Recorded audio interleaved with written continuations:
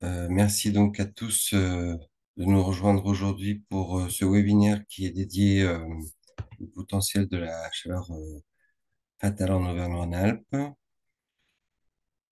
Et avant tout, je suis heureux de vous retrouver pour cette session qui fait l'objet d'un travail, en tout cas la thématique de la chaleur fatale, qui a été assez intense cette année et qui le sera encore sans doute l'année prochaine du côté de l'agence Auvergne-Rhône-Alpes Énergie Environnement.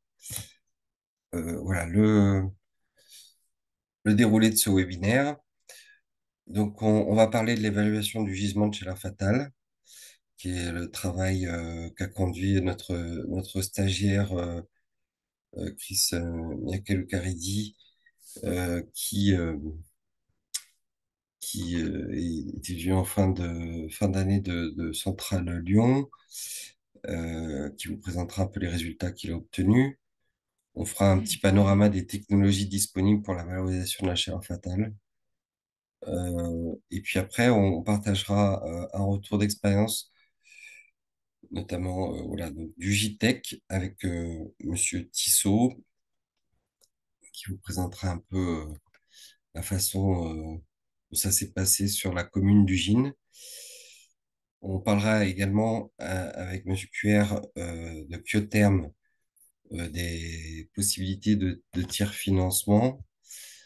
Euh, Et puis ensuite, on aura un petit point sur l'accompagnement en région Auvergne-Rhône-Alpes et la façon dont le sujet est mis en exergue par la région avec Marie-Hélène Darona qui interviendra pour clôturer ce webinaire qui nous conduira, si tout va bien, à 12h30. Donc, juste un petit préambule, la chaleur fatale. Alors là, on parle du secteur industriel, mais bien sûr, il y a d'autres sources de chaleur fatale. Mais là, on voit sur l'étude de ADEME qui sert un peu de référence, qui a été publiée en 2017, avec une réactualisation en 2025, qui sera intéressante.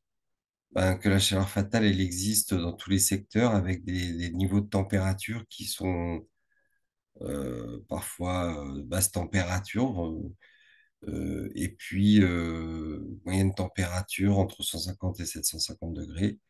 Et pour certains secteurs, haute température, notamment tout ce qui est ciment, chaud, plâtre, production de céramique, de tuiles ou de briques en terre cuite, de verre, et puis la métallurgie, bien sûr, avec des flux, des vecteurs énergétiques qui peuvent être différents d'un secteur à l'autre, mais aussi d'une entreprise à l'autre, d'un process à l'autre. La région Auvergne-Rhône-Alpes, on la compare avec les autres régions, c'est bah, la troisième région qui est présente par son volume de chaleur fatale là, dans l'industrie, euh, une nouvelle fois, avec près de 14 TWh de potentiel de gisement. Ça représente environ un quart de la chaleur consommée sur le territoire. Donc, c'est quand même un gisement qui est vraiment significatif pour répondre aux besoins de chaleur, euh, avec un secteur qui est plus particulièrement représenté chez nous. Si, je sais pas si vous le voyez en jaune, c'est le secteur de la chimie, et on pense bien évidemment à la vallée de la chimie dans le sud de la métropole de Lyon, mais également un secteur agroalimentaire qui est assez important. Euh, Donc maintenant, je vais laisser la parole à Chris qui va vous présenter la démarche qu'on a qu'il a conduite dans le cadre de son stage et qui nous amène à cartographier le gisement de chaleur fatale sur le territoire d'Auvergne-Rhône-Alpes. Alors, je te laisse le contrôle. Voilà, normalement, tu peux. D'accord, merci Nicolas. Bonjour tout le monde. Alors, je me représente, je suis Chris Miakalukaridi, étudiant à l'École centrale de Lyon. Donc, j'ai eu l'opportunité de travailler avec Nicolas depuis avril sur le potentiel de chaleur fatale en Auvergne-Rhône-Alpes. Donc, pour cela, il nous fallait, dans un premier temps, choisir une méthodologie qu'on devrait utiliser. Ah, mais apparemment, Nicolas, ça ne passe pas le, le contrôle à distance. OK. Donc, dans un premier temps, nous avons donc recherché des méthodologies pour voir qu'est-ce qu'on pouvait utiliser comme possibilité pour évaluer effectivement ce gisement. Donc, nous avons eu trois sources de méthodologie. D'une part, il y a la méthodologie de l'ADEME, il y a d'autre part la méthodologie d'Efficacity, et puis une troisième méthodologie que nous avons appelée la méthodologie de l'UNIG de l'Université de Genève. Alors, la méthodologie de l'ADEME s'appuie essentiellement sur les audits énergétiques. Et donc, en 2017, l'ADEME avait annoncé un potentiel, comme l'a dit Nicolas tout à l'heure, de 13,79 TWh. Et donc, ceci est resté pour nous une référence pour tous nos calculs parce qu'on sait que l'ADEME, c'est l'institution gouvernementale dédiée à la transition écologique. Donc, c'est la référence. Et donc, le 26 avril dernier, un réseau a annoncé le point potentiel de chaleur fatale de la région Auvergne-Rhône-Alpes, sinon sur toute la France. Il s'était appuyé sur les données publiées par Efficacity, qui elle-même s'était basée sur une géolocalisation d'environ 10 000 sites sur toute la France. Alors, ce qui a fait Efficacity, c'est qu'ils appliquent des ratios particuliers au niveau des équipements sur la consommation et puis sur la récupération, les équipements de récupération de chaleur. Et les données qu'ils ont fournies, c'est souvent des fourchettes en haute et basse température. Malheureusement, ils ont affirmé que leur chiffre était 15% au-dessus de ceux de l'ADEME en 2017. Et pour cause, ils estiment que la qualité des bases de données, c'est-à-dire les puissances déclarées par les industriels, n'était pas toujours parfois des réalités sur le terrain. Et donc, nous avons eu dans un troisième temps la méthodologie de l'Université de Genève, qui de façon générale, c'est une méthodologie qui était appropriée au secteur industriel en Suisse. Là-bas, ce qu'ils voulaient, c'était à la base avoir une répartition spatiale de la consommation de la chaleur de l'industrie suisse et aussi avoir une répartition spatiale des potentiels de chaleur dans certaines régions pour pouvoir développer le réseau de chaleur en Suisse. Alors, comme vous pouvez le voir, la méthodologie s'applique sur une formule assez claire qui essaie d'évaluer le potentiel de chaleur par hectare Q loss H, comme vous pouvez le voir sur la formule.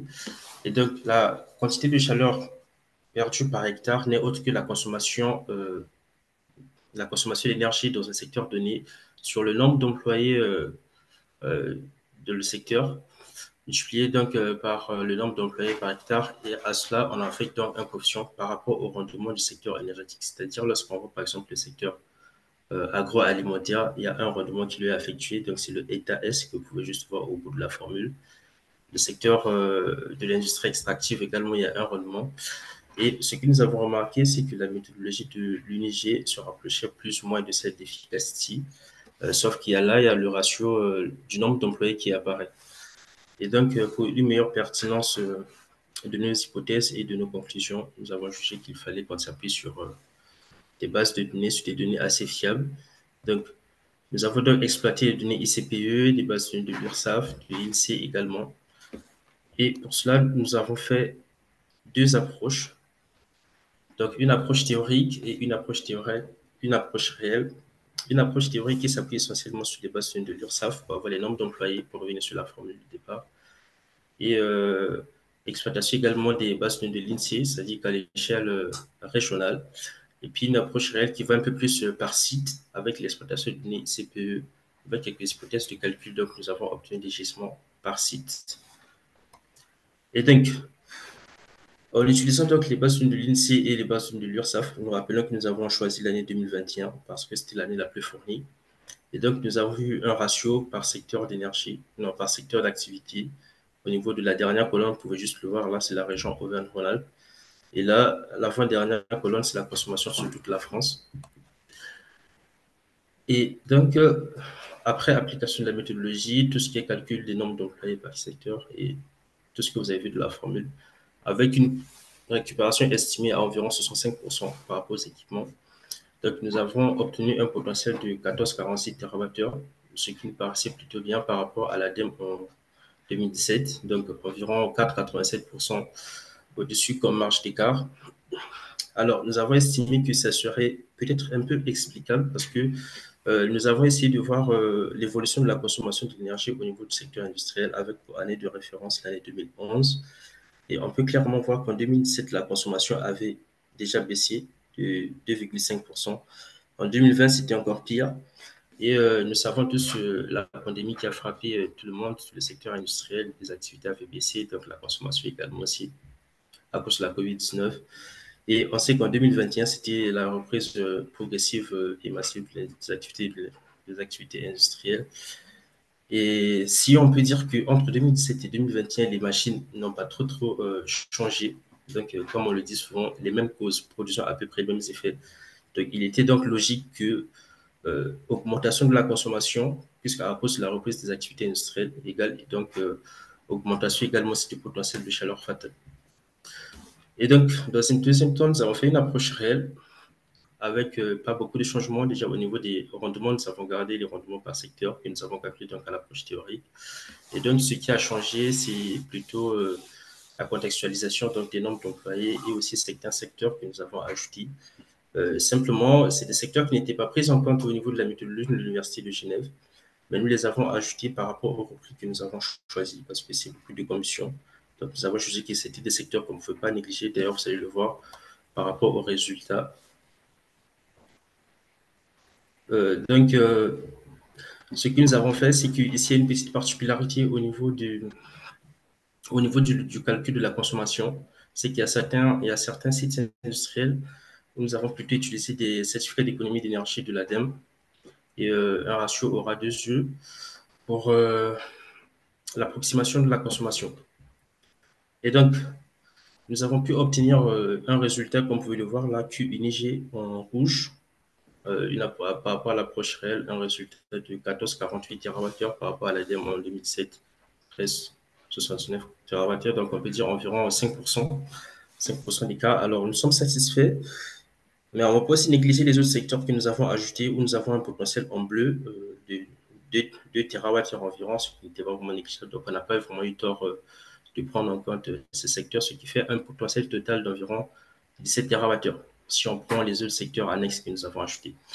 Et lorsque nous avons essayé de confronter les deux approches, l'approche théorique et l'approche réelle, on a eu un écart de 0,12%, mais je pense qu'on aurait pu s'attendre un peu à pire que ça, puisque de l'approche théorique, nous avons utilisé des bases de données avec des employés pour des sites industriels avec au moins 20 employés, alors qu'au niveau de l'approche réelle, nous avons utilisé des bases de données avec des effectifs de toutes sortes. C'est-à-dire qu'il y a des unités non employées où nous avons systématiquement affecté un employé et, il y a des structures qui avaient moins de 20 employés. D'ailleurs, c'était très nombreux. Donc, quand on se réfère par rapport à la formule de l'Université de Genève, on s'aperçoit qu'en fait, le nombre d'employés a un gros impact direct. C'est-à-dire que plus nous avons des employés, plus on devrait avoir le potentiel de chaleur fatale. Donc, en gros, un écart de 0,12% entre les deux méthodes. Vraiment, on aurait pu s'attendre un peu à pire que ça. Et donc, nous avons finalement eu des données que nous avons pu ventiler sur forme de fourchette de température et on remarque qu'il y a une dominance effective entre la température moyenne, entre 150 et 250 degrés. À cela, donc, nous ne sommes pas seulement aussi limités au niveau de l'industrie, nous avons ajouté donc le potentiel sur les cimenteries, les incinérateurs et aussi pour les stations thermales, 0,02 220 TWh, ce qui n'est pas négligeable. Alors, la dominance des températures moyennes entre 150 et 220 degrés, ça s'explique simplement par la dominance du secteur C1. On peut aller à la diapo suivante. Oui, la dominance donc, du secteur C1 que vous pouvez voir ici sur la cartographie. Vous allez voir qu'il y a beaucoup de points orange quand même. Et puis aussi, il y a beaucoup de points verts au niveau du secteur C5. Le C1, en fait, c'est l'industrie agroalimentaire et tout ce qui est fabrication des produits à base de tabac. Voilà la diapo suivante. Oui. Et également aussi au niveau de C5, c'est la fabrication des autres produits industriels. Donc nous avons fait des petits camemberts pour essayer de voir à peu près dans quel département on aurait le plus de potentiel et dans quel secteur d'activité. Voilà ce que nous avons essayé de ventiler, ce qui était particulièrement intéressant. Et également, notre méthodologie, elle n'est pas parfaite parce qu'en fait, nous avons remarqué qu'elle avait aussi également des limites. Par exemple, la méthodologie, elle appliquait un ratio énergétique assez figé à tous les employés dans un secteur, même dans un périmètre donné. Par exemple, ça peut être à l'échelle du site ou encore à l'échelle de la commune. Pour s'en apercevoir, si on prend par exemple lorsqu'on sommes par exemple au niveau de l'entreprise, il y a des gens qui travaillent par exemple dans des salles qui sont un peu plus grandes et d'autres qui travaillent dans des bureaux qui sont peut-être un peu plus petits. Parce que lorsqu'il fait chaud, celui qui a le bureau un peu plus petit, il aura peut-être tendance à se rafraîchir un tout petit peu, alors que celui qui a de la grande salle, parfois, se sent un peu plus à l'aise. Là, du coup, on s'aperçoit rapidement que pour deux employés qui sont même déjà de la même structure, ils n'ont pas le même impact énergétique au niveau de la consommation. Donc, il y en a un qui entraîne un peu plus de consommation que l'autre. Et aussi, la méthodologie, elle nous donne un potentiel assez brut parce qu'elle ne nous renseigne pas sur, lorsqu'on a fait l'approche sur les sites, nous avons un potentiel, mais on ne sait pas est-ce que le site a déjà fait des efforts de valorisation de chaleur ou d'autres efforts au niveau de l'efficacité énergétique. Donc, ça fait partie vraiment des deux grosses limites majeures sur la méthodologie que nous avons utilisée. Et comme piste d'amélioration, nous avons pensé qu'on pouvait peut-être annexer à cela des facteurs contextuels si peut-être par établissement, ça serait un peu trop difficile parce que vu la pléthorie, le nombre d'établissements qui est très très grand, mais on peut peut-être prendre un petit échantillon, soit par secteur d'activité et par catégorie d'entreprise, soit les PME, les ETI et peut-être les grandes entreprises. Donc, on prend un petit échantillon pour avoir soit des informations sur les pratiques, sur les process. Ça serait peut-être un peu plus pertinent. Ça devrait peut-être avoir des conclusions un peu plus robustes. Et par rapport aux données qui nous avons donc fournies, elles seront donc valorisées soit dans l'ORCAE, l'Observatoire régional climat et énergie, une valorisation d'intérêt historique qui est donc l'outil développé par Aura 2E.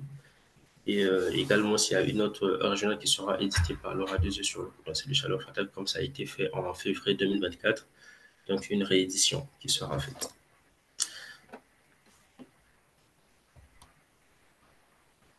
Et on va la diapo suivante. Et voilà. Donc, je vous remercie. Ben, merci Chris pour cette restitution. On prendra des questions éventuellement après nos présentations pour enchaîner et tenir le timing. Mais n'hésitez pas à, voilà, à poser vos questions dans le chat. On voulait aussi donc partager avec vous un autre travail qu'on a conduit dans le cadre de ce stage, mais aussi au travers des différents retours d'expérience qu'on a pu collecter sur les solutions technologiques. Euh, et donc, on va d'abord vous parler de l'ensemble des solutions et de leur hiérarchisation en fonction d'un certain nombre de critères. Et puis, on ira plus dans le détail sur certaines technologies. Et puis, pour finir, on abordera les solutions un peu hybrides. Donc, là, je reprends un diaporama qui a été fait par l'Alliance Alice sur un schéma de réflexion qui permet de valoriser la chaleur fatale sur un procédé industriel. On part toujours de la consommation énergique initiale du site et on va segmenter ça entre l'énergie minimale requise pour le service, pour le process qui a été optimisé à ça s'additionne l'énergie qui apparaît non nécessaire et c'est cette énergie qu'on va pouvoir aller valoriser. Euh, donc, il y a l'énergie ensuite minimale requise, elle se sépare en deux à nouveau. entre l'énergie qui est stockée dans le produit à l'issue du process, hein, parce que c'est des process industriels, parfois chimiques, par exemple, et puis une chaleur qui va être libérée à l'issue du process. Quant à l'énergie qui n'est pas nécessaire, on a une énergie qui est la chaleur évitable et puis la chaleur qui est valorisable. Quand on veut traiter la chaleur évitable, on va commencer par regarder comment changer de procédé en utilisant les meilleures technologies disponibles. C'est la première étape pour diminuer cette chaleur évitable. Aussi, travailler sur des bonnes pratiques en termes d'optimisation des durées de process, notamment aussi travailler sur l'enchaînement des process pour limiter, on va dire, des démarrages intempestifs et des remontées en température. Euh, puis, dans le concept d'intégration énergétique du procédé, on a ce qu'on appelle un puits de chaleur qui permet l'autoconsommation d'énergie sur le procédé. Et on peut à ce moment-là récupérer cette chaleur avec un bon rendement. La chaleur fatale en elle-même, on va la valoriser soit en autoconsommation sur le process, soit en interne à l'usine, soit directement, soit via une pompe à chaleur pour relever la température si nécessaire. Et puis, ensuite, on réfléchira à la valorisation externe à l'usine via un réseau de chaleur ou en échange avec d'autres industries, d'autres besoins à proximité. Et puis, on peut aussi réfléchir à une valorisation par un changement de vecteur énergétique, soit en transformant la chaleur en froid, soit euh, via un procédé mécanique, soit pour la production d'électricité. Et vous voyez affiché sur la diapositive les rendements et les coefficients de performance attendus pour chacune de ces types de valorisation. Donc, je vous invite évidemment à vous rapprocher de cette structure Alliance Alice hein, qui accompagne les industriels euh, dans leur réflexion sur la décarbonation en général, mais voilà aussi de façon très spécifique sur les process et la valorisation énergétique de la chaleur fatale. Alors nous, on a fait une autre approche qui est plus orientée voilà, sur euh, quel type de chaleur on peut valoriser. Donc la chaleur fatale, on va d'abord l'utiliser en interne, soit pour du séchage, du préchauffage, soit du chauffage de locaux par exemple.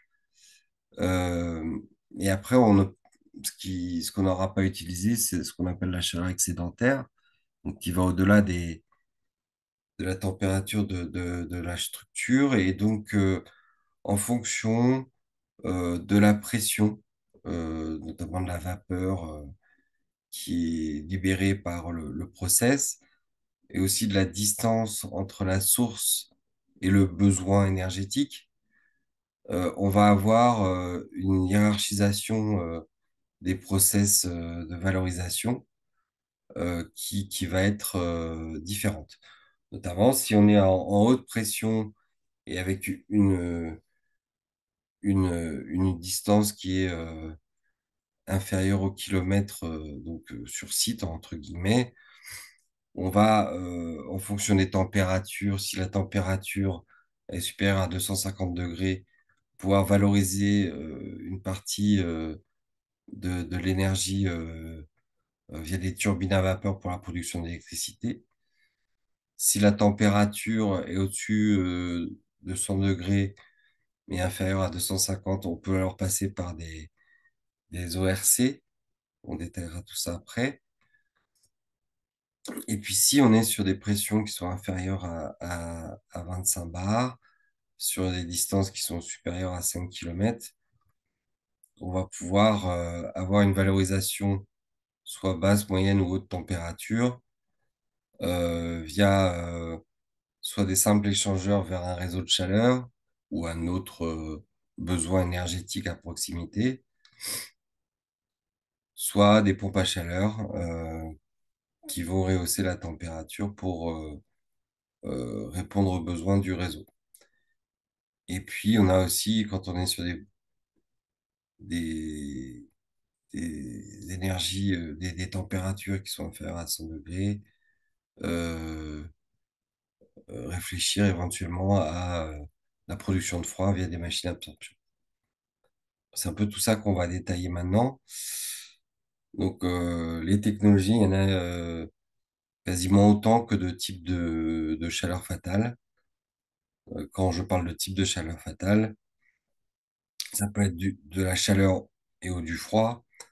Ça va varier en fonction du type de fluide, si on est sur des gaz, si on est sur des fluides euh, chargés ou pas, selon leur pression, selon leur niveau de température, et puis selon la mode de valorisation qu'on recherche, si c'est faire de la vapeur, de l'eau chaude, de l'eau froide, de l'électricité, voire mécanique, comme on l'a vu sur le schéma précédent.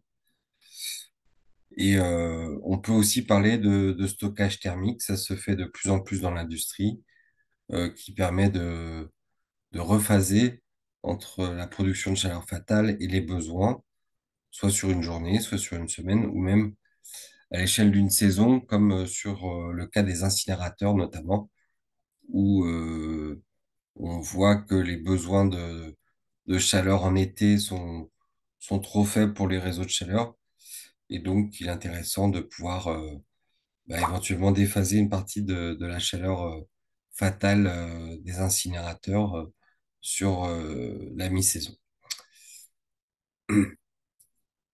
Alors, dans presque tous les process dont on va parler, on a besoin d'échangeurs.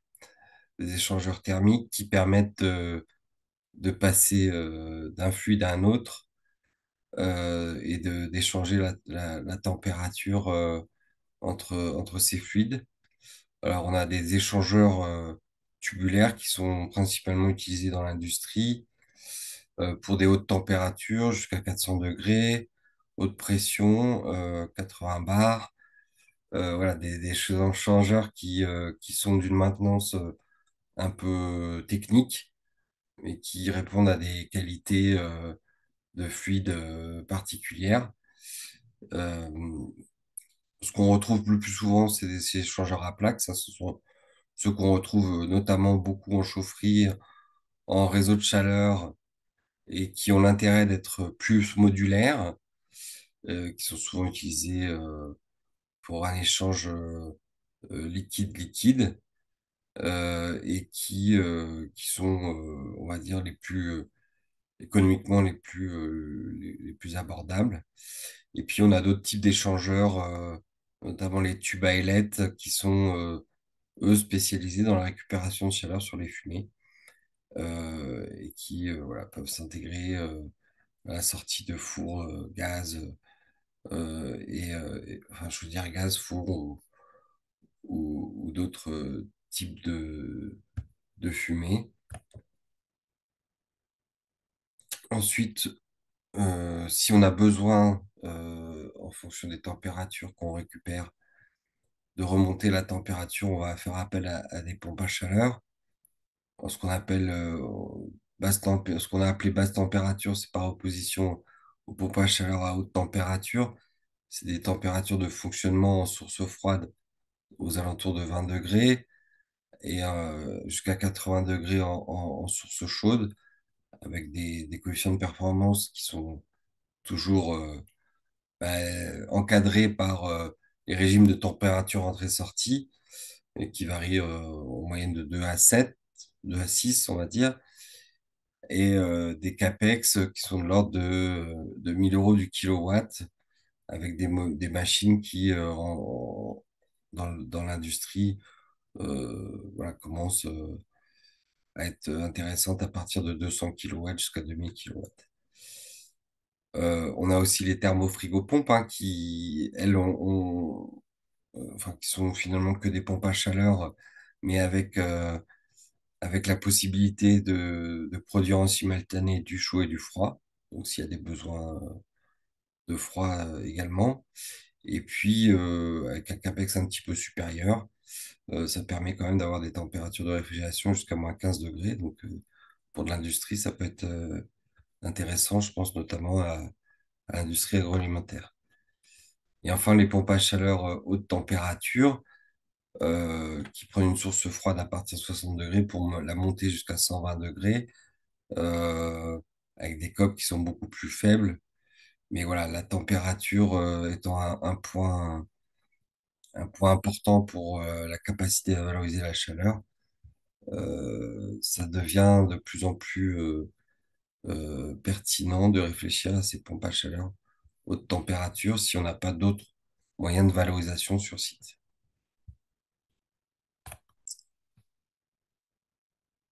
Euh, Autre famille de technologies enfin, qui repose toujours sur des cycles thermodynamiques, la machine à absorption. Alors, c'est un système qui est encore peu diffusé, on va dire, dans le secteur industriel, avec des temps de retour qui sont peut-être un peu plus élevés que ce qu'on vient d'évoquer.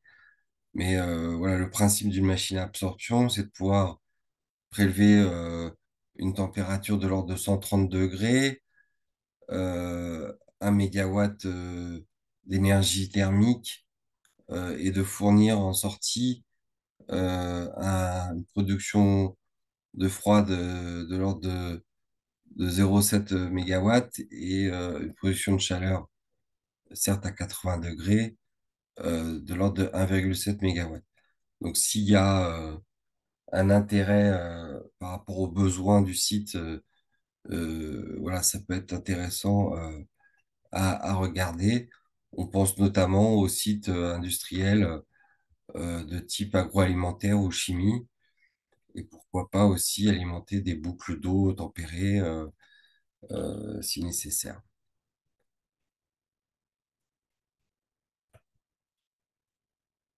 Euh, on passe ensuite aux machines qui peuvent permettre de produire de l'électricité, donc les turbines à vapeur pour des températures qui sont au moins de 300 degrés, avec un rendement qui n'est pas exceptionnel, mais après, on peut récupérer encore l'énergie euh, qui sort de la turbine pour reproduire de la chaleur,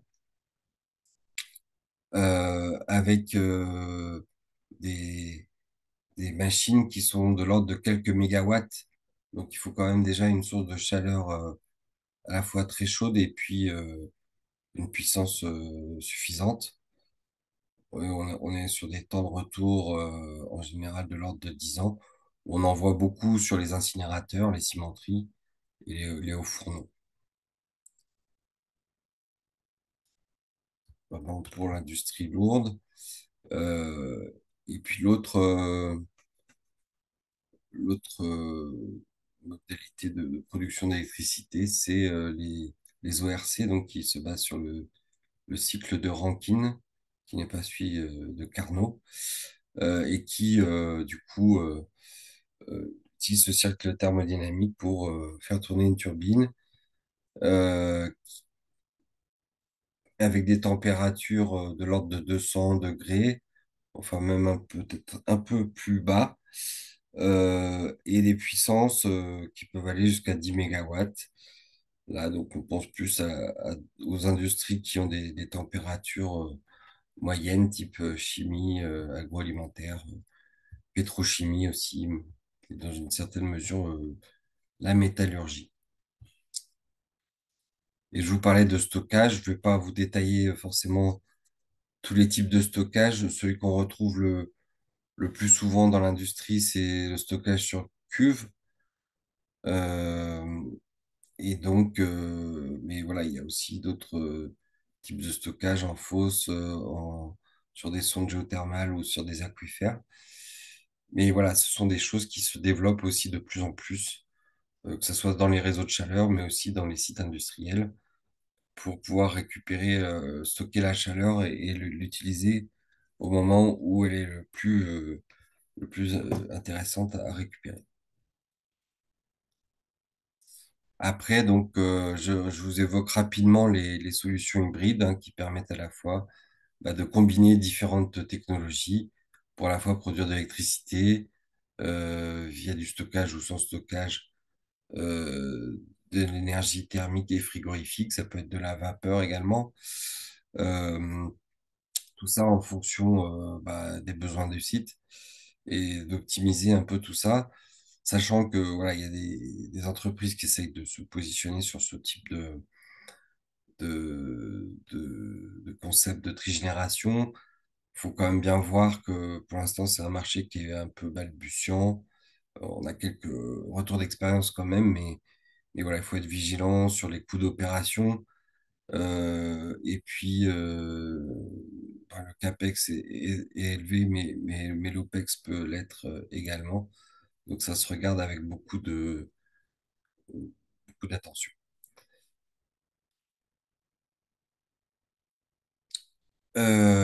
Du coup, je vais laisser la parole à Monsieur Tissot qui, lui, va vous faire une démonstration de ce qui s'est fait sur le site d'Ugine. Est-ce que Monsieur Tissot, vous êtes toujours là? Oui. Je suis là.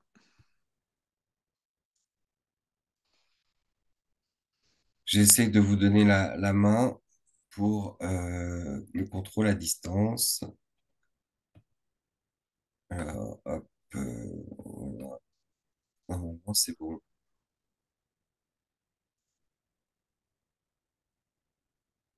Donc là, c'est moi qui ai bougé. Oui, c'est vous qui avez bougé. Eh bien, c'est bon.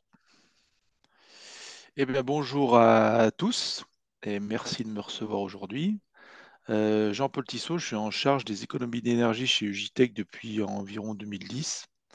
C'était un hobby que je menais en plus de mes activités de maintenance et que je porte à 100% depuis un an. Avant d'aborder le sujet de récupération de chaleur, je vais vous faire un petit aperçu de notre groupe, de notre société et la place du qui a pris le développement durable ces dernières années sur notre société.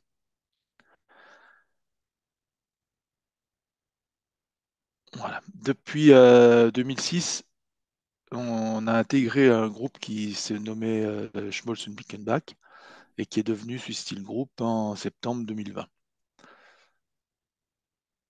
Donc on a au niveau du groupe à peu près 20 000 clients. On a un chiffre d'affaires de 4 milliards au niveau du groupe complet. On produit 1,6 million de tonnes et sur le groupe, ça représente 10 000 employés environ sur 70 sites dans 30 pays. Voilà la taille un petit peu du groupe. Donc au niveau du JTEC, on est quand même plus petit. Donc on a 3 000 clients et avec un chiffre d'affaires de 650 millions d'euros et une production tout de même assez faible par rapport au groupe, avec 116 000 tonnes d'acier inoxydable, mais par contre qui est disponible sous plus de 300 nuances. C'est ce qui fait notre force dans les cas difficiles comme aujourd'hui, mais qui fait aussi nos faiblesses, puisque on a un portefeuille très très large de nuances potentielles. On a 1760 employés qui sont répartis sur 10 sites en France, en Italie et en Allemagne. Et on est aussi à Ugine le plus gros employeur de Savoie, privé de Savoie, avec 1300 personnes sur le site d'Ugine, avec un gros centre de recherche qui est reconnu dans la profession avec 55 employés. Centre de recherche qu'on partage avec Framatome, nos voisins. Donc voilà, juste pour vous situer un petit peu nos sites, on a un centre de stockage à Grigny, à Lyon. On a une entité de chromage sur Saint-Étienne 3 grosses tréfileries sur Brionne, Infy et Bourg-en-Bresse, et puis 2 sites en Italie avec à Milan et TFA, pardon, à San Vermandino, c'est vers Trévise, et Sprint Metal qui est en Allemagne.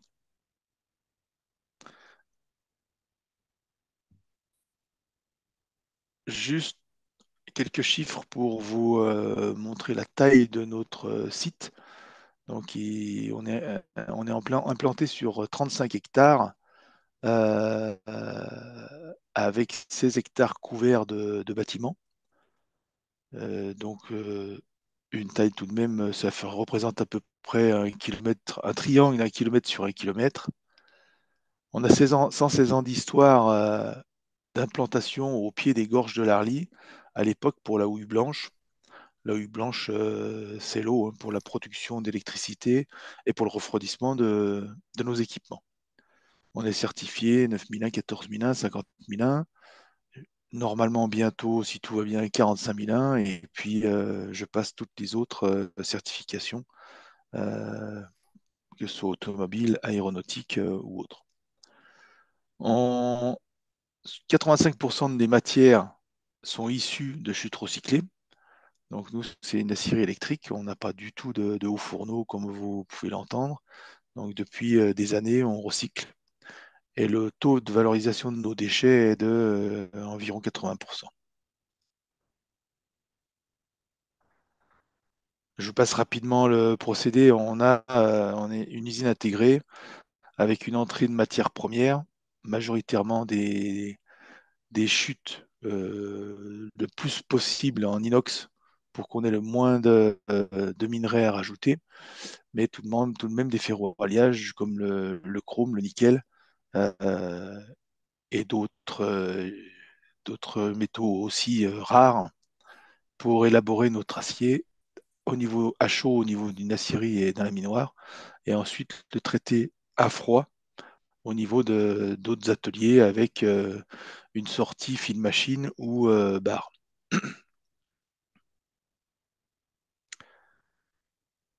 Nos principaux marchés, vous voyez que l'automobile a une grosse part dans notre production, mais par rapport à d'autres, tout de même assez faible. Donc c'est ce qui nous fait un petit peu mal en ce moment. Le process et l'énergie qui représentent un petit peu moins, mais bon voilà, ça reste quand même assez équilibré, sachant qu'aujourd'hui la construction commence à prendre de plus en plus de parts de marché, ainsi que l'agroalimentaire et le marché des spécialités où on essaie d'être le plus présent possible, car c'est des- des aciers à plus forte valeur ajoutée.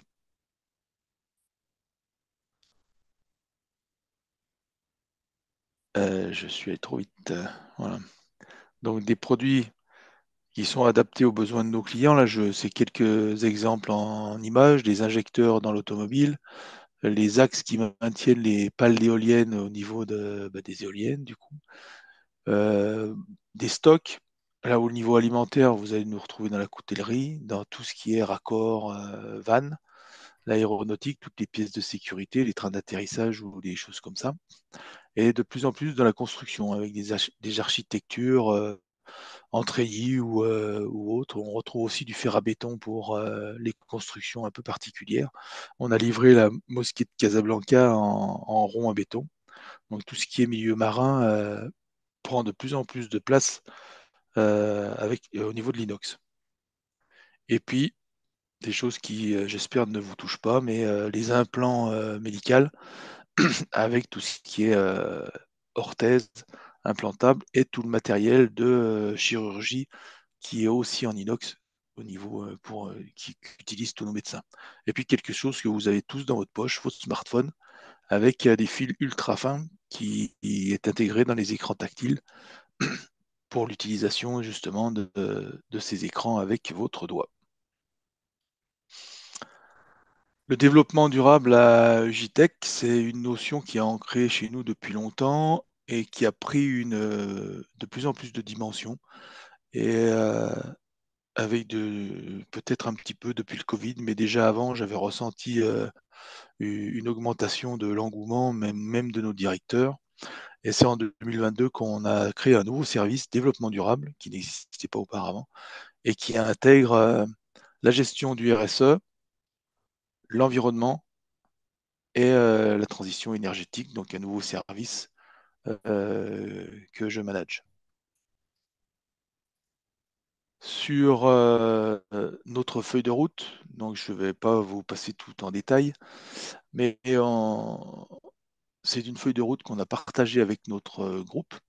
Et vous voyez que on a toutes des sensibilisations, communications. On a aussi l'approvisionnement, puisqu'on a, je ne vais pas vous parler de Scope 3, mais on a un fort impact avec nos approvisionnements de matières premières qui viennent d'Asie ou d'Afrique.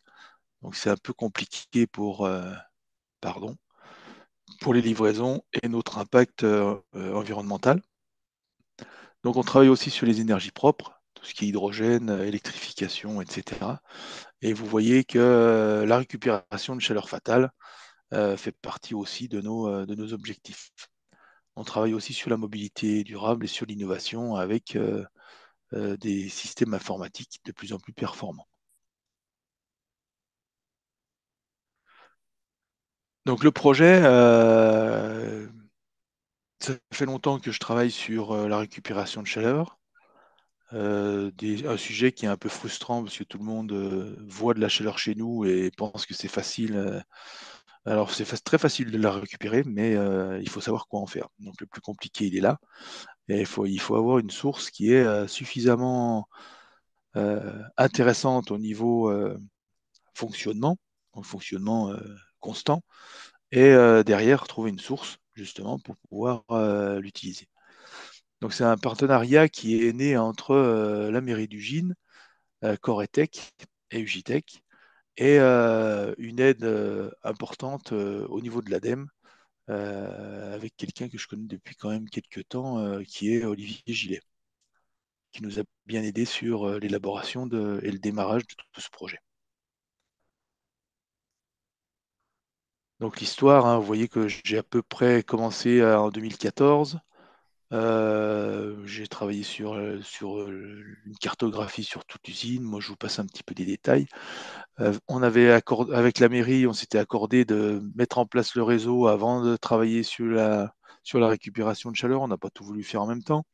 Donc, c'est en 2017 qu'on a commencé à échanger avec Coretech et l'ADEME, et toujours la ville, hein, bien sûr. Études de faisabilité, des subventions, et pour arriver à une mise en service vers 2021 complète, et pour un raccordement au niveau du réseau de chaleur de la ville qu'on a dû rallonger.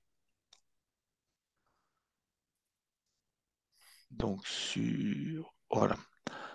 Donc là, vous voyez le réseau entre le point de la chaufferie qui est en haut à gauche et Ugitech qui est en bas à droite. À vol d'oiseau, on a à peu près 2 km. Donc c'est pas forcément long, mais le réseau s'étend quand même sur une belle superficie, puisqu'il y a 7 km de réseau, avec 48 sous-stations, 13 500 MWh de chaleur distribuée par an. Ça, c'est les valeurs de l'année et c'est les valeurs 2023. 76% de taux de NR, donc vous voyez qu'ici, 76%, en théorie, on devrait être plutôt à 90, mais on a un gros problème euh, au niveau sidérurgique, hein. La sidérurgie va très mal, et l'an dernier, on a arrêté assez souvent notre industrie, qui a conduit à remettre en service les chaudières gaz de la chaufferie. Donc on évite 3000 tonnes de CO2, et donc le contenu du réseau, c'est à peu près 0,06 kg par kilowattheure. Donc la chaudière, on a une chaudière biomasse de 3,5 MW et deux chaudières gaz qui viennent en appoint ou en secours au cas où.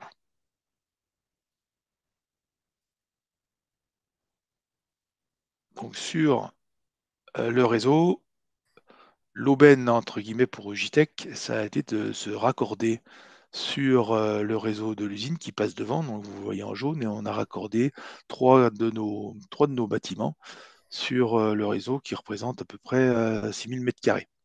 Donc, 6000 mètres carrés de bureaux et d'ateliers. Sur le réseau même, il y a 24 bâtiments communaux sont raccordés, donc scolaires, bureaux, EHPAD, pour une surface chauffée d'environ 44 000, pardon, 44 000 mètres carrés.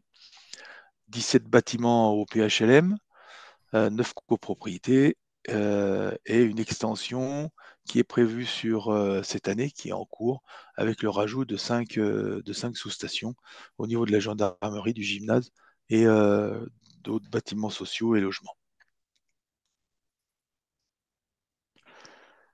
Le, donc l'unité proprement dite, l'installation, donc on a fait notre récupération sur ce qu'on appelle sur des fours de traitement thermique au gaz naturel, bien sûr. Donc c'est ce qu'on appelle RC8. Il est composé de 2 îlots de 5 fours, donc vous voyez les fours en orange. Ces fours sont reliés entre eux par un conduit que vous voyez en gris, par une gaine de fumée, et une évacuation avec une cheminée commune qui va jusqu'à l'extérieur. Donc les 2 îlots sont formés de la même manière. Le fonctionnement, l'avantage de cet atelier, c'est qu'il fonctionne en feu continu. Alors en temps normal, il fonctionne en feu continu sur 21 postes, sauf de 3 semaines dans l'année avec 2 semaines d'arrêt l'été et une semaine l'hiver. Donc ce qui représente à peu près 8000 heures d'arrêt. Où là, quoi qu'il en soit, on serait obligé de remettre en service la chaudière gaz, notamment l'été. Les fumées de la cheminée, c'est environ 4500 normes au mètre cube heure en moyenne, 475 degrés et 710 kilowatts pour une distribution d'environ 5000 mégawattheures par an, par îlot.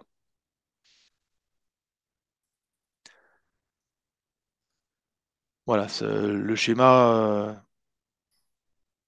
est assez similaire de celui que Nicolas vous a montré tout à l'heure, avec sur le bas une récupération de chaleur sur nos fumées, des échangeurs pour donc air eau pour le circuit second, pour chauffer le circuit secondaire, donc le circuit secondaire qui est à peu près à 100 degrés, et pour aller sur notre circuit primaire, donc le circuit de chaleur qui est aussi isolé avec un autre échangeur pour pour approvisionner le réseau avec de l'eau à environ 500 bars aussi. Donc on a 2 réseaux distincts qui sont implantés sur notre site. Donc si vous regardez la photo, on voit alors 2 grosses cheminées qui sont un petit peu plus brunes que les 2 autres plus petites qui sont bien neuves, on va dire, en galva tout neuf, avec les 2 îlots qui sont reliés entre eux par un tuyau qui récupère l'eau. Pardon, qui récupère l'eau Excuse-moi, je et suis qui les. obligé Oui, d'admettre des gens qui nous rejoignent. Et donc, je suis vas-y, obligé de vas-y, reprendre la main en te coupant le contrôle. Donc, pas de souci. je remets ça et je te laisse la main. Voilà, c'est bon, normalement. Est-ce que tu arrives? Voilà. Donc ça, c'est une vue physique euh, de l'implantation de nos 2 îlots de récupération de chaleur. Et ce coup-ci, c'est. Ben, je réessaye le contrôle à distance. Ah, ouais, je Voilà, crois que ça veut pas. voilà, c'est bon. Si, c'est bon. Voilà, donc l'objectif en théorie, ce que vous pouvez voir, hein, c'était avant la récupération de chaleur, donc on avait la biomasse, la chaudière biomasse qui se mettait en route et la chaudière gaz qui venait en appoint et qui fonctionnait à 100% l'été. Donc l'objectif, c'est que notre installation vienne se substituer au gaz avec une, un appoint total l'été, sauf ce que vous voyez en bleu, c'est notre arrêt annuel. Et puis ben, le complément de la chaudière biomasse sur les périodes d'hiver et en intersaison.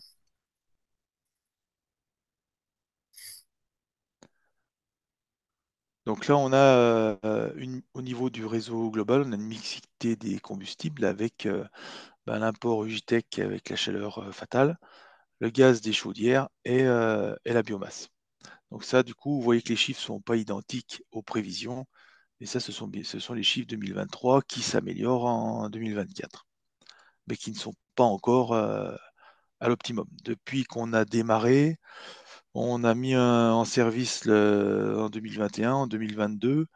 2023, on a eu une dégringolade du marché des aciers. Euh, c'est pas que JTEC, hein, c'est mondial.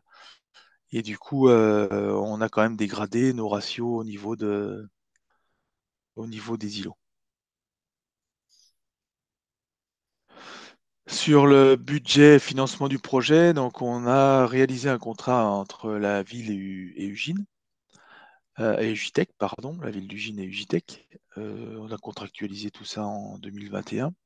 On a fait un engagement long terme sur 40 ans, et avec bien entendu aucune évolution technologique des fours sur au moins les 10 prochaines années. L'installation est la propriété de la ville d'Ugine et c'est exploité par le DSP, par un DSP d'Altia. Donc le budget total, c'est environ 1,7 million d'euros avec les subventions de l'ADEME, de l'État et du département.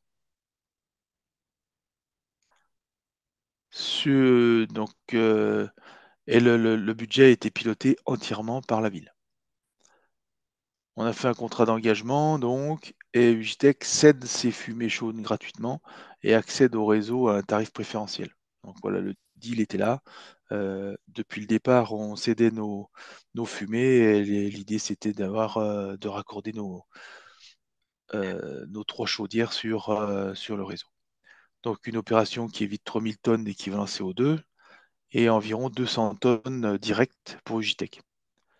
Et l'avantage aussi pour les utilisateurs est une baisse d'environ 10 euros du coût d'accès au réseau de chaleur. Et sur le sujet, une des belles clés de réussite, c'est la bonne entente entre la ville et Ugitech. Et puis quelque chose, une entente que l'on a contractualisée sur le long terme et d'autres projets à venir encore avec eux. Voilà, j'en ai terminé. Merci pour votre écoute. Et puis, je suis prêt à répondre à quelques questions puisque je suis obligé de m'absenter ensuite. Ouais, on va prendre effectivement des questions liées à la présentation là, qui vient d'être faite par Monsieur Tissot. Je ne sais pas si dans le chat, il y a déjà des questions qui ont émergé, je crois pas.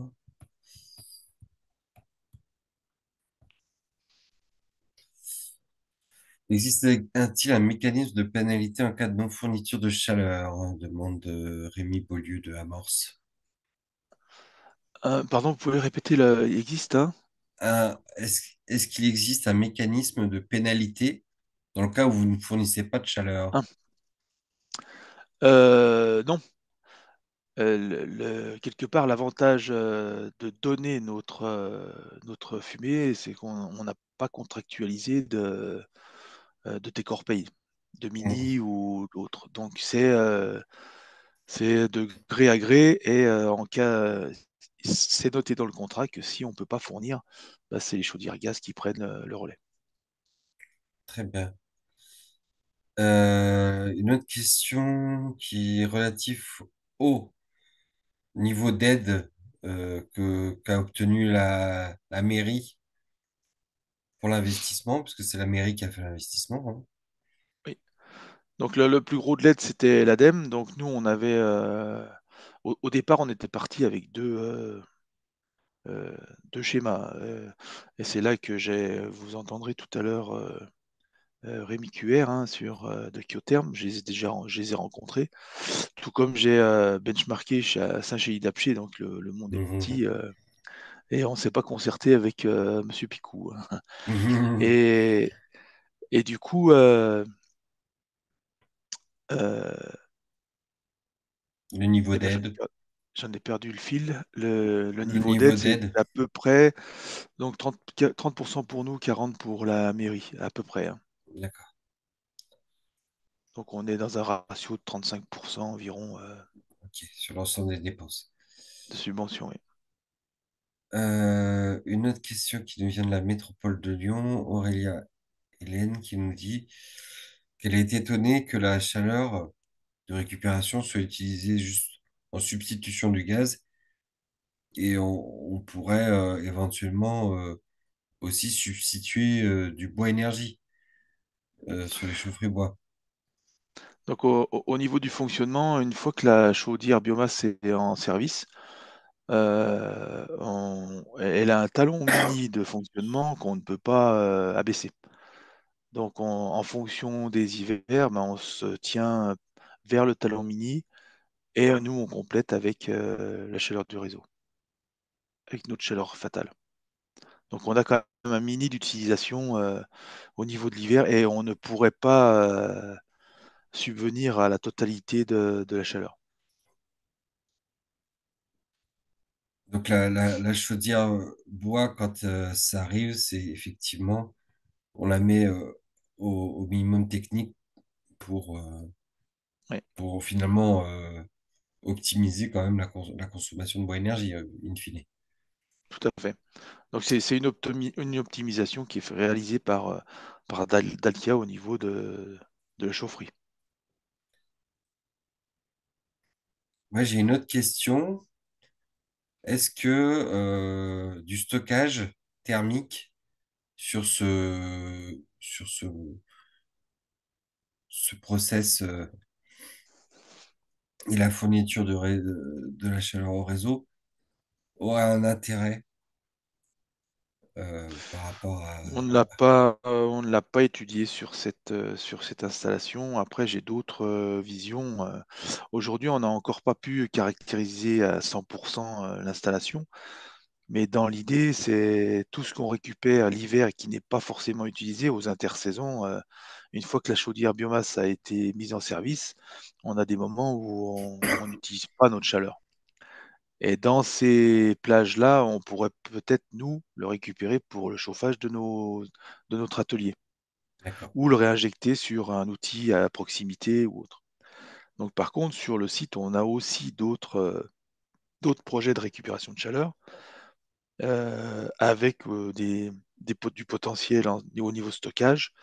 Mais au niveau, euh, au niveau moyen long terme, on a des projets qui viennent se télescoper avec l'électrification des procédés et puis les brûleurs oxygaz, oxy-hydrogène, etc. Donc, ils vont nous modifier les températures des fumées et il faut qu'on attende l'avancement de tous ces projets pour savoir à terme ce qui nous restera entre guillemets comme potentiel de récupération et aussi de stockage. Eh bien, merci. Je crois qu'il n'y a plus d'autres questions pour le moment. En tout cas, si vous avez des questions plus précises, vous pouvez aussi les adresser par mail. On vous donnera les coordonnées. Oui, Je sais qu'on a fait une petite fiche une petite fiche retour d'expérience où on a interviewé Monsieur Tissot et puis Michel Chevalier, qui est premier adjoint au maire de la mairie du Gine, que vous retrouvez sur notre site et qui vous permettront aussi d'aller plus loin. En tout cas, merci encore pour votre intervention. Je vous et de propose rien, et qu'on merci à vous.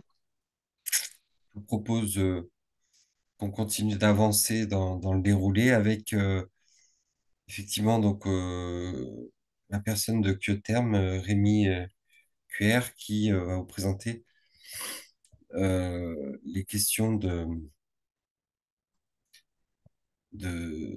tiers financement avec un cas Bonjour. d'école. Bonjour.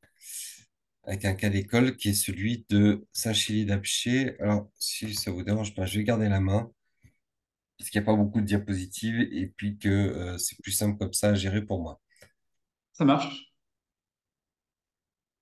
Bonjour tout le monde. Donc, du coup, je vais passer à cette slide. Donc, pour vous commencer par vous présenter effectivement Kyotherm. Donc, on est un acteur qui existe depuis 2011, spécialisé sur le tiers financement de projets d'efficacité énergétique et de chaleur renouvelable. Donc, on inclut là-dedans tout ce qui va être production de chaleur à partir de biomasse, géothermie, solaire thermique, chaleur fatale, effectivement, comme le cas présent.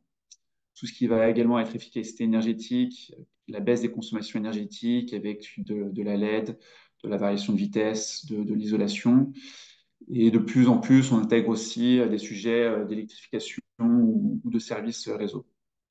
Et notre constat est que beaucoup de projets très pertinents sont mis de côté ou pas réalisés pour des questions de financement. Des acteurs, par exemple industriels, qui vont vouloir garder leur capacité de financement pour leur cœur de métier. Même, on voit des villes effectivement qui mettent en place des délégations de services publics pour effectivement être plus dans une logique d'achat d'énergie au mégawattheure et pas forcément effectivement de financement des CAPEX. Pour ce faire, on travaille de notre côté à la fois, toujours sur Kyotherm, on travaille à la fois donc, avec le secteur tertiaire, les collectivités et les industriels pour financer ces projets dans une logique vraiment de fournisseur d'énergie. On va signer effectivement des contrats de 10, 15, jusqu'à même 25 ans, au titre desquels on va assurer tout, en tout cas, tout le financement de la conception, de la construction, de l'exploitation, maintenance, et fournir l'énergie sur le long terme, et en essayant le plus possible de structurer le projet pour que le coût de l'énergie soit compétitif par rapport au coût de référence qui est souvent au gaz. Donc, comme je vous disais, on existe depuis 2011 et on a financé beaucoup de projets en biomasse, en géothermie, mais comme vous pouvez le voir aussi du coup, sur cette slide, également donc des CPE, du solaire thermique et de la chaleur fatale. On peut passer à la prochaine slide. Donc, le cas concret que je voulais vous présenter aujourd'hui, qui effectivement est assez proche du cas du JTEC, est un projet de récupération de chaleur fatale sur une aciérie du groupe ArcelorMittal à Saint-Chilly-d'Apcher. On n'est pas en Auvergne-Rhône-Alpes, mais pas très loin, on est en Lozère. Il faut savoir que l'historique de ce projet est plutôt qu'il y a eu deux projets, en fait. Tout d'abord, donc, dans cette ville de Saint-Chilly-d'Apcher, un projet de réseau de chaleur fatale qui a donc été mis en DSP. Le DSP a été notifié en 2013. C'est un réseau de chaleur fatale, enfin, un réseau de chaleur, pardon, qui a été mis en service ensuite en 2015, qui fait, vous pouvez voir la carte sur la slide, qui fait 7 km de long, qui fournit entre 10 et 15 gigawattheures par an, avec une soixantaine de points de raccordement. L'idée notamment de la ville était de profiter de la présence du site ArcelorMittal pour l'approvisionner en chaleur fatale, sachant que les autres moyens de production usagés et qui ont été mis en place sont en base d'une chaufferie biomasse et en appoint secours des chaudières au fioul. Néanmoins, il s'est trouvé que sur un site industriel, plutôt de petite taille pour une aciérie, avec forcément un risque de fermeture, et une question qui se pose très souvent sur la chaleur fatale, c'est effectivement le risque de pérennité du site et de pérennité de la chaleur fatale au vu des investissements qu'il faut réaliser. Et du coup, en 2013-2015, en tout cas, voilà, les acteurs impliqués, personne en tout cas n'a souhaité financer et prendre ce risque de fermeture de site. Et le réseau de chaleur s'est construit sans la chaleur fatale, seulement donc, du coup, avec la chaufferie biomasse et le fuel en appoint. Et c'est là où effectivement, du coup, le fait ensuite de procéder à un tiers financement, on est intervenu sur le projet en partenariat notamment avec Schneider Electric. Le tiers financement a permis de mettre en place ce projet. On a signé, enfin, on a eu un accord avec les différentes parties prenantes en 2017. Et le sous-jacent de ce projet, c'est que effectivement, vous avez cette aciérie ArcelorMittal qui en fait reçoit des bobines d'acier, principalement de Fos-sur-Mer ou de Florange. Et ces bobines d'acier vont passer dans un four de recuit et vont être chauffées à environ 1000 degrés pour conférer certaines propriétés électromagnétiques à l'acier. Vous avez cette ligne de recuit d'environ 300 mètres dans laquelle l'acier va ensuite refroidir et forcément donc, du coup, générer de la chaleur fatale qui, du fait de la conception du four, est récupérée soit sous forme d'eau chaude aux environs de 90 degrés ou sous forme d'air chaud aux environs de 350 degrés. C'est 12 gigawattheures de chaleur fatale qui peuvent être récupérées. il y a un potentiel à la fois de le valoriser sur site ArcelorMittal. Il y a des besoins importants de chauffage de bâtiments. On se trouve à environ 1000 mètres d'altitude. Mais également, dans ce process industriel, il y a des besoins notamment d'avoir des différents bacs, notamment pour le décapage des bobines d'acier. Ces bacs doivent être maintenus en température. Il l'était auparavant avec une chaudière fuel qui produisait de la vapeur.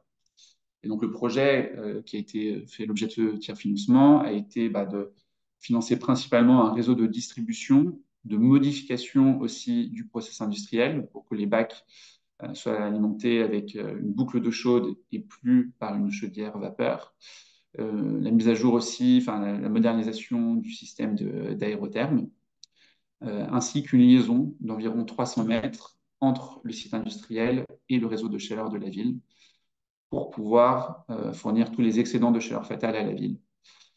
Le site industriel est, lui, en capacité d'absorber environ 9 gigawattheures de chaleur fatale. Et donc, il y a effectivement un excédent d'environ 3 gigawattheures de chaleur fatale fournis chaque année à la ville. Donc, ce projet a été mis en service en octobre 2018. On a mis en place un contrat de 10 ans, que ce soit avec le site ArcelorMittal ou avec le délégataire du réseau de chaleur, qui est une filiale du groupe Engie, pour récupérer la chaleur fatale et la fournir à ces deux acteurs. Sur un projet dont le coût de construction a été d'environ 5,6 millions d'euros, avec une aide importante à la fois de l'ADEME, d'environ 2 millions d'euros, mais également de la région Occitanie, pour un montant d'environ 500 000 euros. Et donc, c'est un projet qui permet effectivement de substituer, alors, depuis, il y a une modernisation, mais de substituer du gaz sur le site ArcelorMittal. Et par rapport le rationnel sur le réseau de chaleur, en fait, on va en hiver venir effacer de la consommation au fuel. Et en été, on va permettre de venir même permettre au réseau de chaleur de la ville de totalement mettre à l'arrêt une, voire deux chaudières biomasse et de venir effectivement couvrir pratiquement intégralement les besoins d'eau chaude sanitaire avec la chaleur fatale. Ce qui permet donc du coup globalement d'effacer effectivement environ 4000 tonnes de CO2 par an. Voilà, donc le rôle de Kyotherm sur le projet, en soi, en fait, il y avait déjà énormément d'acteurs très mobilisés. Donc, comme on l'a dit, le site ArcelorMittal qui était très moteur sur ce projet. La ville qui a aussi eu un rôle important, notamment qui a vraiment insisté pour que le réseau de chaleur fatale et notamment tout ce qui était en tout cas la chaudière, les chaudières biomasse soit à proximité du site industriel pour faciliter la chaleur fatale. L'ADEME, la région Occitanie, qui ont été très moteurs aussi, Schneider Electric, qui est concepteur-constructeur. Mais le tiers financement a permis, en tout cas, de cristalliser tout ça, de permettre au projet de se mettre en place. Et nous, notre rôle, effectivement, ça a été de financer le projet. On prend un risque qui s'est heureusement pas matérialisé depuis, mais effectivement de fermeture de site. Et nous, en tout cas, chez Terme, on est moteur aussi dans tout ce qui va être la structuration contractuelle pour effectivement, à travers notre filiale qui s'appelle Récupération d'énergie de Saint-Chély, d'avoir les contrats qui soient le plus clés en main et le plus facile à mettre en place pour les consommateurs de chaleur, que sont ArcelorMittal et SCAB. Et voilà, globalement aussi, on a eu un rôle pour s'assurer effectivement de la mise en place des subventions, la sécurisation du foncier, des assurances aussi sur les installations, pour voilà, le projet puisse être mis en place et qu'il soit finançable. Voilà, de mon côté, je suis disponible pour répondre à toute question. Eh bien, merci, Monsieur QR. Je suppose qu'il y a des questions. Je vous propose qu'on attende voilà, la fin du webinaire pour récupérer ces questions. Vous pouvez les poser sur le chat. Et puis, je voulais du coup laisser la parole pour finir à Marie-Hélène Darona, qui est à la région Auvergne-Rhône-Alpes. Et Bonjour. bonjour. Oui, je vais vous présenter voilà, la démarche de la région par rapport à cette thématique. Euh, Nous avons eu une demande en fait politique de favoriser le déploiement de la réutilisation de la chaleur fatale au niveau des territoires, de faire la promotion en fait de ce qui peut exister. Pour cela, on a mis en place un groupe de travail en fait qui réunit la région, les services de l'État, notamment l'ADEME, et nos partenaires techniques, hein, que sont Aura 2E et Aura Entreprises, pour mettre en place des actions en fait, pour favoriser cette utilisation. L'idée, c'est de se partager les cibles d'intervention et en laissant à l'État et l'ADEME notamment la relation aux grosses industries. Et côté région, l'idée, c'est plutôt d'aller auprès des territoires sur un tissu industriel peut-être plus petit, mais également des stations d'épuration. Voilà, on se situe plutôt à l'aval, en fait, hein, de la hiérarchisation, plutôt vers les réseaux de chaleur et l'utilisation extérieure. Et dans ce cadre, en fait, on va constituer une sorte de boîte à outils, déjà pour répertorier tout ce qui peut exister comme aide en dehors des aides de l'ADEME que je pense qu'ils sont connues. Euh, Montrer, par exemple, donner à voir des outils comme le stage Café Chris, mais également des outils de planification de la chaleur comme outils en réseau. Euh, L'idée aussi, c'est de montrer des accompagnements type ceux qui sont proposés par Orange Entreprises, qui sont complémentaires de ceux de l'ADEME, d'aller voir aussi d'autres politiques régionales qui pourraient émerger, comme les politiques de l'économie, certains fonds européens également, et également de valoriser un certain nombre d'expériences réussies, de montrer à voir. Et avec toute cette boîte à outils, nous souhaitons aller voir des EPCI, voilà, pour savoir si ces territoires ont des projets de ce type, s'ils ont réfléchi déjà à leur potentiel, s'ils ont déjà des stratégies ou pas, et de partager voilà, avec eux à la fois les données qu'on a pu collecter et les aider dans leurs outils, dans leurs souhaits de prospection. Et connaître les freins et leviers qu'elles ont déjà pu identifier. Voilà, donc on a déjà pré-identifié quelques EPCI. Voilà, si ça vous intéresse, vous pouvez voilà, nous contacter. Je travaille avec ma collègue Nathalie Cosra, qui est là aussi. Et voilà, on va rencontrer des EPCI. On est également dans la rencontre avec les syndicats d'énergie. J'ai vu qu'il y en avait voilà, un certain nombre qui étaient présents voilà, pour échanger sur des projets à venir.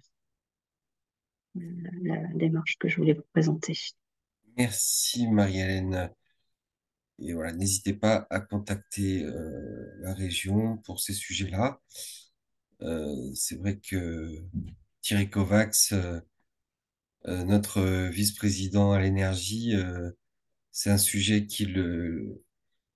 l'intéresse et qui le motive beaucoup. Donc, on espère qu'une belle dynamique va se mettre en place au niveau régional.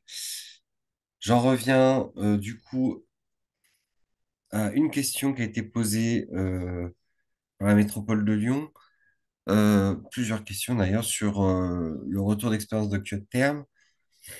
Euh, la première, c'est qu'est-ce que devient la SPV à l'issue des 10 ans du contrat? Est-ce qu'elle disparaît? Est-ce que... Oui, bah, alors dans la plupart des cas, on s'adapte en fonction des cas, mais dans la plupart des cas, et c'est le cas pour ce projet, on restitue les actifs à l'euro symbolique, à l'industriel. Et voilà, donc là, les actifs seront restitués à ArcelorMittal.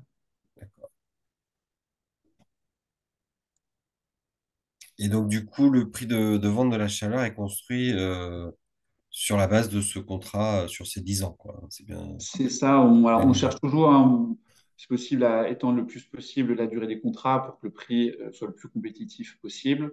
Bon, là, il y a un Ouais, contexte aussi un peu plus particulier sur la pérennité du site, d'où le fait qu'on se soit arrêté à 10 ans.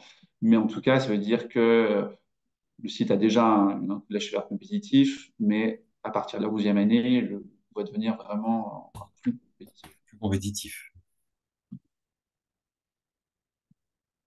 Ok, je ne sais pas s'il y a d'autres questions qui